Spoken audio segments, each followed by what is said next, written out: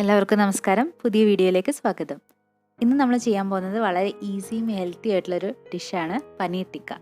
അത് നമ്മൾ oil free ആയിട്ടാണ് ചെയ്യുന്നത്, തവയിൽ തന്നെയാണ് ചെയ്യുന്നത്. അപ്പോൾ നമുക്കിത് എങ്ങനെ ഉണ്ടാക്കാൻ നോക്കാം. ഇതിനാവശ്യമുള്ള സാധനങ്ങൾ എന്തൊക്കെയാണെന്ന് നോക്കാം. പനീർ ഞാൻ ചതുര കഷ്ണങ്ങളായി അരിഞ്ഞു വെച്ചിരിക്കുകയാണ്. 200 ഗ്രാമാണ് എടുത്തത്. പിന്നെ നമുക്ക് വേണ്ടത് തക്കാളി, ക്യാപ്സിക്കം, സവാള എല്ലാം ചതുര കഷ്ണങ്ങളായിട്ട് അരിഞ്ഞു വെച്ചതാണ്. എല്ലാം മുഴുവനായിട്ട് എടുത്തിട്ടില്ല, എല്ലാത്തിൻ്റെ ഒരു 1/4 ഭാഗത്തോളം എടുത്തിട്ടുള്ളൂ. ഇനി ഇതെല്ലാം നമുക്കൊന്ന് മാരിനേറ്റ് ചെയ്ത് വെക്കണം. അതിന് നമുക്കൊരു ബാറ്റർ ഉണ്ടാക്കാം. അപ്പോൾ അതിനാവശ്യമുള്ള സാധനങ്ങൾ നോക്കാം. പുളിയില്ലാത്ത കട്ട തൈര് 1/2 കപ്പ്.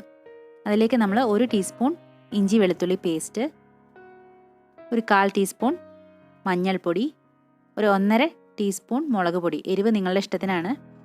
പിന്നെ 1 ടീസ്പൂൺ മല്ലിപ്പൊടി, ഒരു 1/4 ടീസ്പൂൺ ഗരം മസാല, 1/2 ടീസ്പൂൺ ജീരകപ്പൊടി, പിന്നെ ആംചൂർ പൗഡർ ഒരു 1/4 ടീസ്പൂൺ, ചാട്ട് മസാല ഒരു 1/4 ടീസ്പൂൺ, കസൂരി മേത്തി ഒരു 1/4 ടീസ്പൂൺ. അത് കൈകൊണ്ടൊന്ന് ഞെരടിയിട്ട് വേണം ഇടാൻ. പിന്നെ ഒരു 1.5 ടീസ്പൂൺ കോൺഫ്ലോർ, നിങ്ങൾക്ക് അതിന് പകരം മൈദ ചേർക്കാം. പിന്നെ ആവശ്യത്തിന് ഉപ്പ്, അത് ബാറ്ററിനനുസരിച്ച് ചേർക്കാം. പിന്നെ കുറച്ച് നാരങ്ങാനീര്. ഇത് മല്ലിയില, ഇത് ഓപ്ഷണലാണ്, ഞാനൊരു ഫ്ലേവറിന് ഇട്ടു എന്നേ ഉള്ളൂ. ഇനി എല്ലാം കൂടി നന്നായിട്ട് മിക്സ് ചെയ്യാം. മാരിനേറ്റ് ചെയ്യാനുള്ള മിക്സ് റെഡി ആയിട്ടുണ്ട്. ഇനി നമുക്ക് പനീർ കഷ്ണങ്ങൾ ചേർത്ത് കൊടുക്കാം. പനീർ കഷ്ണങ്ങൾ ചേർത്ത് കൊടുത്ത ശേഷം നന്നായിട്ട് മിക്സ് ചെയ്യണം. പനീറിൻ്റെ എല്ലാ ഭാഗത്തേക്കും ഈ ഒരു മിക്സ് പിടിക്കണം.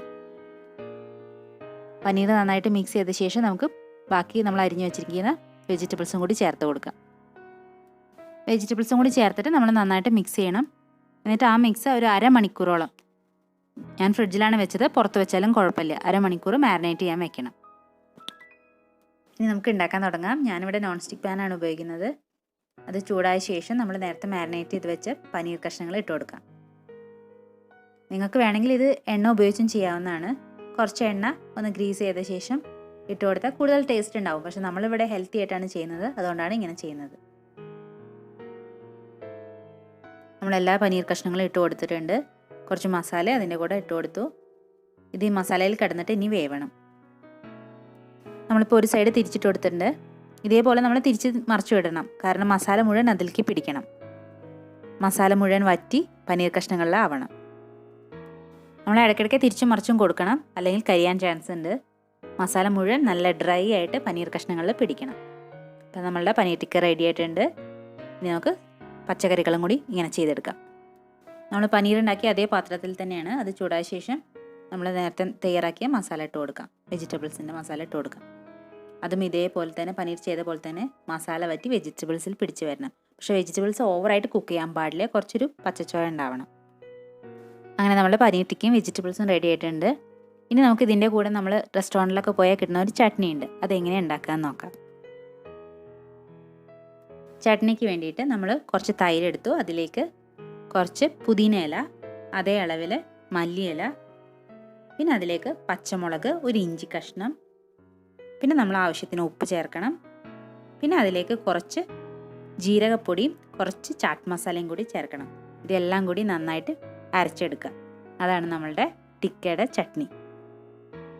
ടിക്കയുടെ കൂടെ ഒരു ഓണിയൻ സാലഡ് കൂടി ഉണ്ടാക്കാം. അതിന് വേണ്ടിയിട്ട് സവാള ചെറുതായിട്ട് അരിഞ്ഞതാണ്.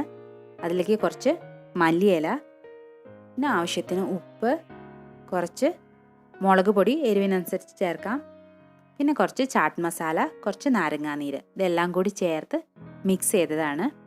നമുക്ക് പൊതുവേ നമ്മൾ റെസ്റ്റോറൻറ്റിൽ കിട്ടുമ്പോൾ ഇതേ ഒരു ഓണിയൻ സാലഡ് നമുക്ക് കൂടെ കിട്ടാറുണ്ട്, ടിക്കയുടെ കൂടെ കിട്ടാറുണ്ട്. അങ്ങനെ നമ്മളുടെ ഡിഷ് റെഡി ആയിട്ടുണ്ട്. അപ്പോൾ നിങ്ങൾക്ക് ഗസ്റ്റൊക്കെ വരികയാണെങ്കിൽ എളുപ്പത്തിൽ ഉണ്ടാക്കാൻ പറ്റുന്ന ഒരു ഡിഷാണ്. അപ്പോൾ നിങ്ങൾ തീർച്ചയായിട്ടും ട്രൈ ചെയ്ത് നോക്കണം, നിങ്ങളുടെ അഭിപ്രായങ്ങളൊക്കെ അറിയിക്കണം. അപ്പോൾ സബ്സ്ക്രൈബ് ചെയ്തില്ലെങ്കിൽ സബ്സ്ക്രൈബും ചെയ്യണം. അപ്പോൾ പുതിയ റെസിപ്പീസായിട്ട് നമുക്ക് വീണ്ടും കാണാം. താങ്ക്